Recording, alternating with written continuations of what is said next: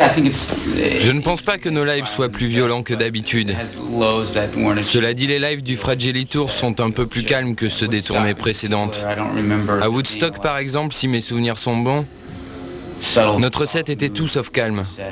Tandis que maintenant, il est ponctué de moments ultra violents et d'autres plus calmes. Mais ce soir, c'est parti normalement et l'intensité est montée très rapidement. Musicalement, le groupe ne s'est pas particulièrement amélioré par rapport au passé. Mais on a tous été agréablement surpris de pouvoir se retrouver une fois l'album terminé. Car le défi d'un live, c'est en fait de pouvoir incorporer des morceaux que l'on aime encore jouer et faire en sorte qu'ils trouvent bien leur place dans le set. Et on s'est aperçu que la plupart des nouveaux morceaux étaient relativement calmes. Donc on aimerait trouver un moyen de les incorporer dans notre set, afin qu'ils puissent trouver leur place naturellement. Mais vous verrez que maintenant, nos concerts sont beaucoup plus dynamiques que ceux d'avant. Il n'est pas toujours évident de rendre une ambiance qui soit à la fois grandiose et intéressante sur scène. C'est sûr qu'il est plus facile de faire les bourrins, on peut faire ça toute la nuit. C'est vrai, c'est beaucoup moins prise de tête, mais bon. Sur March of the Pigs, par exemple, on était assez violent. On a appris à l'être et on peut partir dans des délires complètement fous. Mais maintenant, nos concerts ne se bornent pas qu'à ce genre de délire, car on a une nouvelle dynamique beaucoup plus intéressante. Le côté violent des concerts, c'est le genre de truc dont on ne se rend pas compte dans l'action, mais juste à la fin quand on est dans sa loge. C'est là qu'on voit qu'on a la joue en sang, et on se demande comment cela a pu arriver, et on n'arrive plus à savoir quand ni comment ça s'est produit. Je ne sais pas comment je pourrais me passer de ce genre de truc, car certaines chansons et certains moments du concert sont tellement intenses qu'ils nous poussent à sauter et à tout casser sur scène. Et si tout ça devait s'arrêter, franchement, ça me manquerait. La tournée américaine était vraiment bien, surtout pour les fans, car nous avons pu mettre le paquet au niveau de la production, notamment avec des projections sur des écrans géants à cristaux liquides et des moyens techniques très sophistiqués. Du point de vue des fans, je suis sûr qu'ils ont aimé et je suis content qu'ils aient vu tout ça. Mais vu de notre côté, c'est très positif pour nous de pouvoir venir jouer dans tous ces festivals européens où nous ne sommes pas très connus. Ainsi, nous pouvons nous faire connaître auprès d'un nouveau public qui est venu voir d'autres groupes et qui est planté au premier rang à attendre leur groupe. Et par la même occasion, les gens nous découvrent et c'est comme ça que nous pourrons gagner plus de nouveaux fans. Quand on joue aux États-Unis, c'est toujours devant un noyau dur de fans qui ont déjà acheté tous nos albums et nos t-shirts. Alors on se doit de leur offrir un show complètement différent de ceux que l'on donne en Europe, où beaucoup de gens ne connaissent pas Nine Inch Nails. C'est pourquoi on change un peu notre set. Mais je pense qu'on est toujours plus attentif à un public qui ne nous connaît pas, plutôt qu'à un public d'inconditionnel, car si les néophytes sont réceptifs au show, c'est encore plus gratifiant.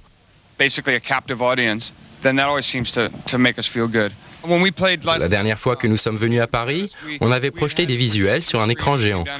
Vers le milieu du concert, on a pu jouer des instrumentaux extraits de notre nouvel album, où le public et nous-mêmes avons pu souffler un peu et reprendre notre respiration.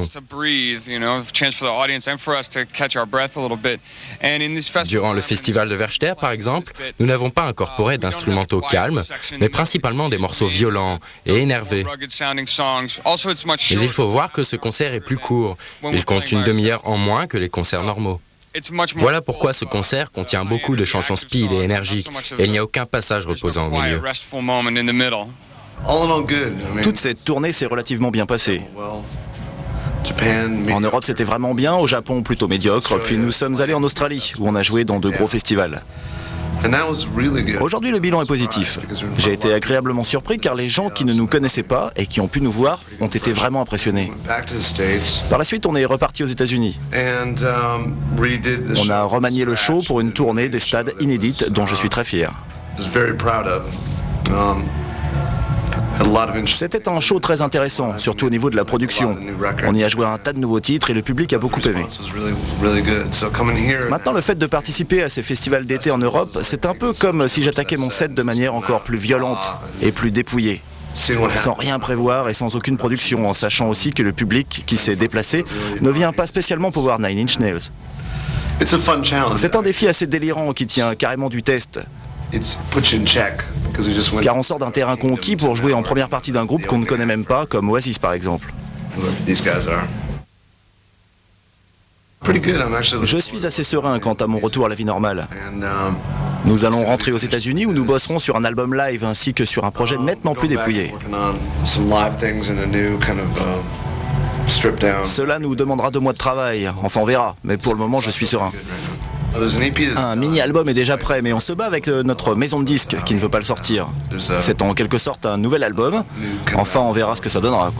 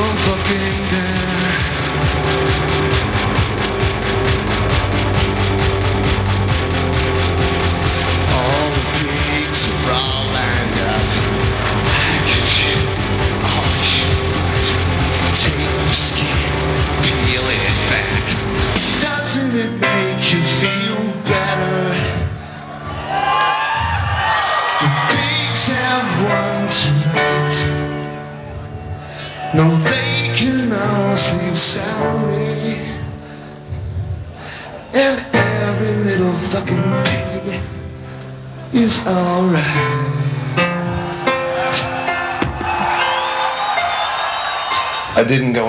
Avec l'album The Fragile, je n'ai pas essayé d'imiter mes albums précédents. Je n'ai pas tenu compte du fait que le public avait aimé Downward Spiral, car le trend d'aujourd'hui est différent de celui de l'époque de ce disque.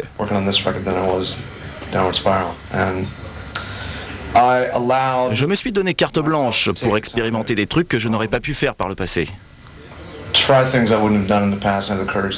J'espère que j'ai répondu à votre question, mais ce qu'il y a de sûr, c'est que le travail de cet album a été très intéressant pour tout le groupe. On a commencé en expérimentant un tas de trucs bizarres, puis vers la fin on se dirigeait vers de vraies chansons avec de vraies mélodies.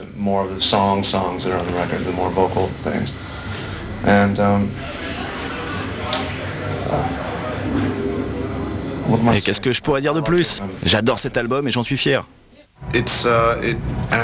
Il représente aussi une époque bien précise de ma vie. Et je pense vraiment que ça ne correspond pas du tout à ce qui se fait en musique aujourd'hui. Mais tant mieux. Et qui sait, peut-être que dans quelques années, les gens l'écouteront avec une autre oreille, ou il sera complètement oublié, je sais pas trop. Quand The Fragile est sorti, beaucoup de gens ont dit qu'il ne sonnait pas comme du Nine Inch Nails, qu'il était trop plat et pas aussi énervé et violent que les précédents albums, et aussi que le groupe avait pris une nouvelle direction. La tendance musicale actuelle aux États-Unis a tellement changé ces derniers temps que fatalement notre groupe paraît encore plus étrange et décalé. C'est en jouant des titres de The Fragile en concert et aussi en répétant pour les lives qu'on s'est aperçu qu'il fallait retirer toutes les parties des claviers, car on ne peut pas tout assurer avec juste 5 musiciens sur scène. C'est en préparant et en jouant ces mêmes morceaux sur scène au cours de ces dernières années que je les ai ressentis différemment.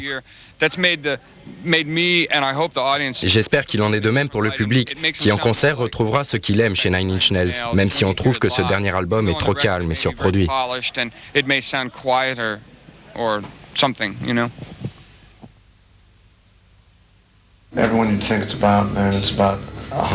Le morceau Starfuckers peut viser des personnes évidentes, mais aussi des centaines d'autres auxquelles on ne pense pas toujours. J'ai simplement visé des gens qui ont des comportements ridicules et complètement insignifiants, c'était ma façon de les emmerder. À mon avis, c'est une chanson spéciale anti-connerie. Toutes les radios américaines ont commencé à jouer Starfuckers en coupant le fuck de manière vraiment ridicule. Alors on a dû trouver un compromis, car aux États-Unis, on ne peut pas dire fuck à la radio ni à la télé.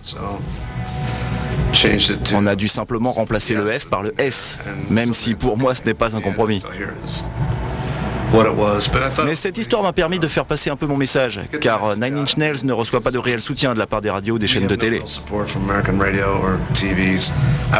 Je n'ai aucun grief contre Billy Corgan. Mais Courtney Love est vraiment puante. D'ailleurs, il n'y a qu'avec elle que j'ai réellement des problèmes. On s'est juste servi de ces personnalités que l'on voit régulièrement évoluer dans ce sale contexte hype et pourri. Ass-kissing context, and it was just about the whole inflated On voulait juste dénoncer l'ego surdimensionné de chacune de ces stars qui se croient toujours mieux que les autres. kind of incestuous scene. On dénonce aussi l'hypocrisie de la scène incestueuse de Hollywood, les meneurs de la hype, des manipulateurs. Fitting in 'cause you're famous. Et tu n'en fais partie que si tu es célèbre. So, Voilà pourquoi on a choisi précisément ces stars-là, mais il n'y avait rien de personnel. Sauf pour Courtney Love, là c'est personnel. C'est une sale grosse truie et je ne le dirai jamais assez. as much as I could. Pour ce qui est de l'affaire Manson et des dires de la presse, je ne me suis pas senti concerné. Je suis ami avec les autres musiciens du groupe et aussi Manson depuis le début et tout au long de cette affaire. Je suis donc assez content que toute cette histoire connaisse une happy end et que Manson et Reznor soient dorénavant solidaires contre les médias au lieu de s'étriper.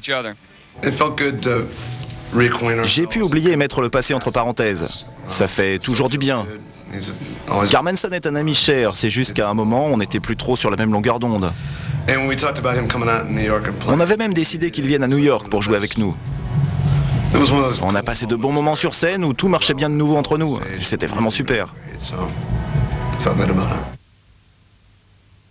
We're not Eminem or Britney Spears. Nine Inch Nails n'a rien à voir avec Eminem ou Britney Spears. Nous sommes un groupe artistique et décalé. Causes friction because Nous sommes dans une situation difficile car nous sommes sur un label qui ne s'intéresse plus du tout à l'art, mais au fric. Ce n'est plus un label de musique, mais un géant économique de vin et spiritueux. in a nutshell. It's a very difficult time. Bref, les temps sont difficiles pour les groupes un peu décalés par rapport à la tendance musicale actuelle, qui à mon avis craint vraiment. Things sucks, so I'm not gonna Je ne suis pas rentré dans cette industrie du disque pour me faire du fric et devenir célèbre. be rich. Moi je fais de la musique pour changer un peu tout ça. Change the world that way. So C'est un combat dur et pénible qui actuellement est pire que tout. fight that's worse than it ever has been right now. We signed a contract. Nous avons signé un contrat qui a été racheté par un groupe économique important et nous sommes impuissants face à ça. It's one of the downfalls of Cela fait partie des inconvénients de l'industrie du disque. Les lois sont faites pour eux et non pas pour les musiciens.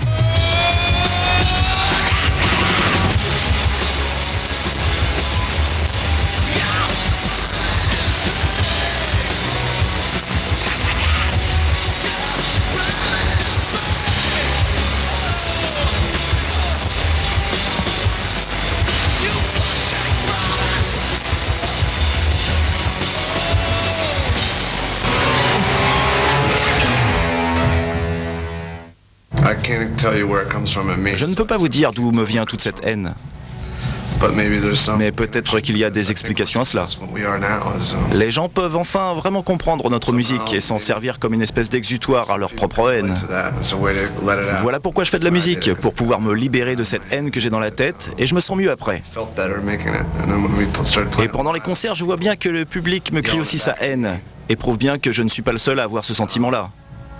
it seemed like wow, there's some Mais connection. peut-être que c'est le cas et qu'ils font semblant. Feels that way. Maybe I am. Enfin, j'espère que non.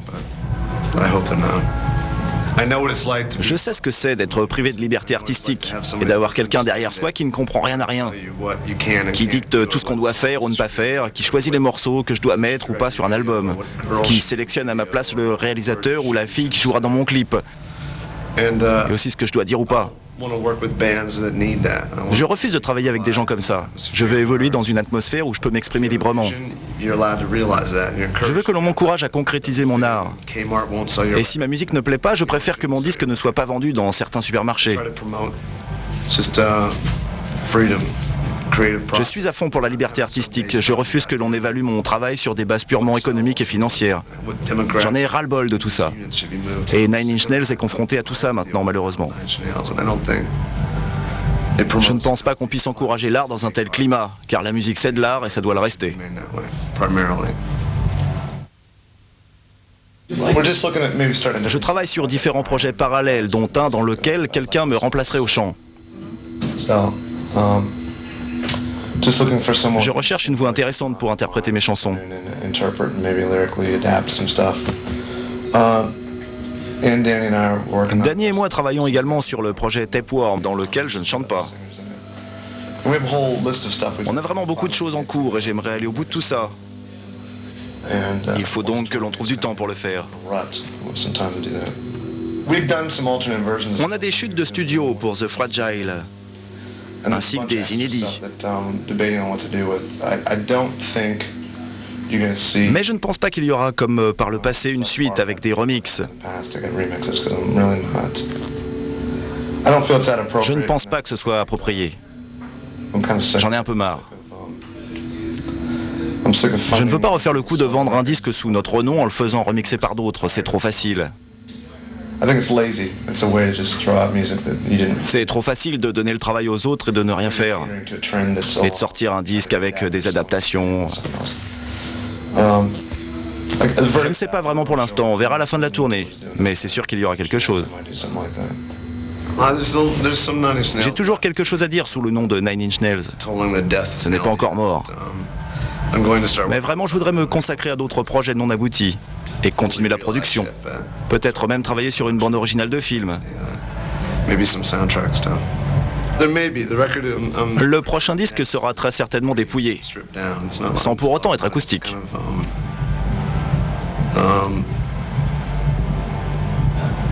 Cela devrait ressembler un peu au passage calme que l'on peut trouver dans The Fragile. Cela ne sera ni noisy ni disco, on verra bien. We'll see what happens.